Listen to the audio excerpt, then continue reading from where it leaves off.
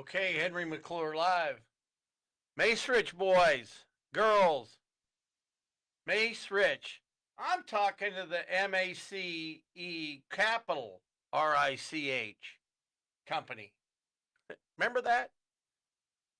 Mace, capital MACE, capital RICH. Did you guys see this? Soboroff has been appointed to be the uh, rebuild LA effort.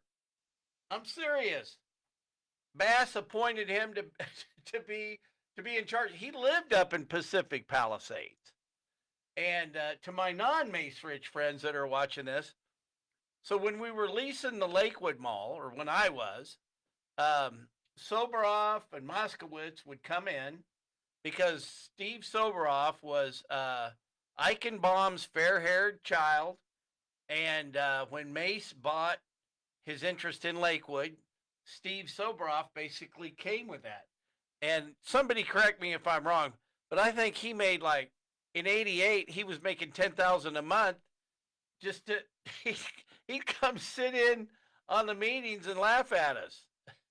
And finally, I still think he got the 10,000 for life a month, but I remember he stopped coming to the meetings.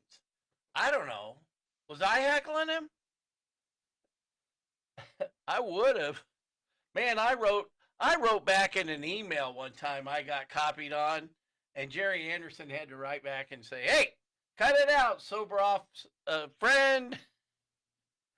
And I don't know. I don't know about old Soboroff, but I can't. I mean, I can't wait to see how what he does. And what's really wild is to know the guy. I can't wait to hear what Bewley says or Roush. And for some reason, I couldn't get Steve to his name to pop up in the press release. But you can go to full details on westsidecurrent.com. This Mike Siegel just called me a second ago, told me to look it up. Oh man! Also, you guys, you ought to see some of Mike Siegel's artwork.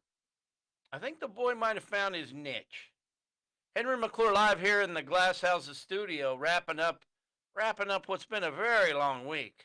I might do another segment tonight, call it the Tonight Show, but we'll see. Give you something to look forward to.